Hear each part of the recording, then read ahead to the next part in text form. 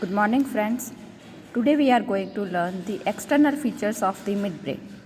So, midbrain is the uppermost and the shortest part of the brainstem. So, this is the brainstem consisting of medulla, pons, and midbrain. The total length of midbrain is approximately 2.5 centimeter and breadth is also 2.5 centimeter.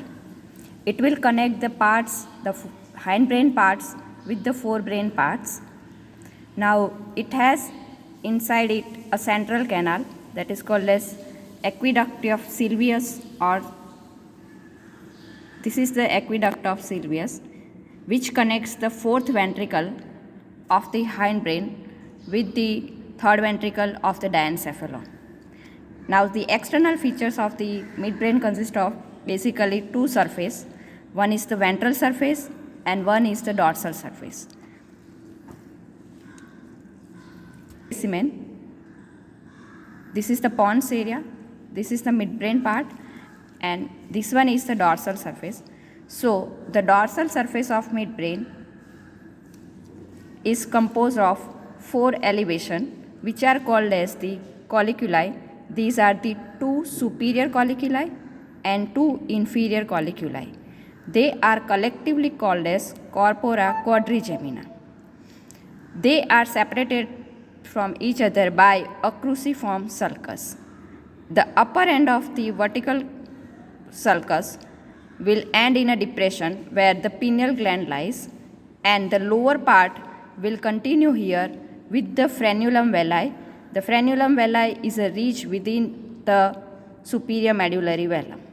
So here we can see these are the superior cerebellar peduncle which connects the midbrain with the cerebellum.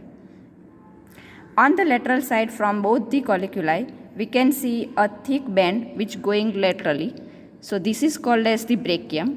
So the inferior colliculi is connected to the medial geniculate body by this inferior brachium, and the superior colliculi is connected to lateral geniculate body by the superior brachium. On the ventral surface, it is marked by the presence of two crus cerebri. The crus cerebri are the white compact bundle of fibers coming from the cerebral cortex and converging towards the upper border of pons, making an posterolateral boundary of this intrapeduncular fossa. So this is the crus cerebri which are marked by its longitudinal groove. Now when we see the internal structures, in internal structure, at the level of cerebral aqueduct, we need to draw a plane, horizontal plane, so which divides the midbrain into two parts, the parts anterior to it and the parts posterior to it. The posterior part is called as the tectum, which consists of the superior and inferior colliculi. Now the part anterior to it is further divided by vertical line into two cerebral peduncle. So the cerebral peduncle basically consists of three structures. Anteriormost is the crus cerebri, then this bluish area is known as the substantia nigra, and the rest of the part is known as the tegmentum. So there are two cerebral peduncle which consist from anterior to posterior, that is the crus cerebri, the substantia nigra, and the tegmentum part.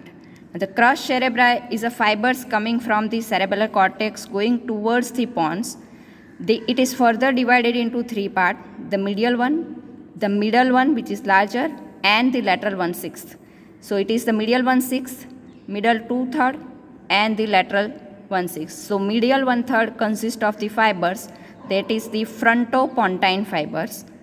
The lateral 1/6 consists of the fibers, that is the from all other lobes, that is the temporopontine, occipitopontine, and parietopontine fibers.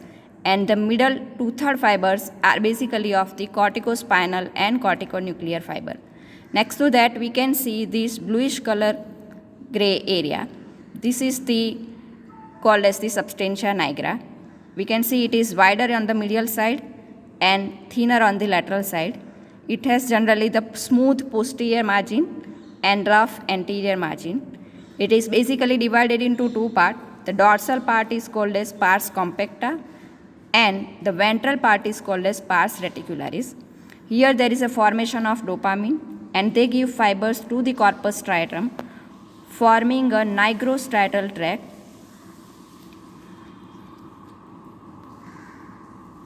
Next to that, in the tegmentum area, there are multiple nuclei are there which can be the nucleus of the trochlear nerve, the oculomotor nerve nucleus, the reticular nuclei, and we can see a grayish, a reddish oval shaped area over here that is called as the red nucleus. This is because of the presence of iron within that, the neurons of the red nucleus, and it's a center of extrapyramidal system. Now the cross cerebri part, it is anteriorly crossed by the structure from above downward. It is the optic tract, the posterior cerebral artery and the superior cerebellar artery. From in between these posterior cerebral and superior cerebral artery, from medial side of cross cerebri, the oculomotor nerve will emerge out, and the lateral side, from the lateral side, the trochlear nerve will pass. So this is all about the midbrain external features.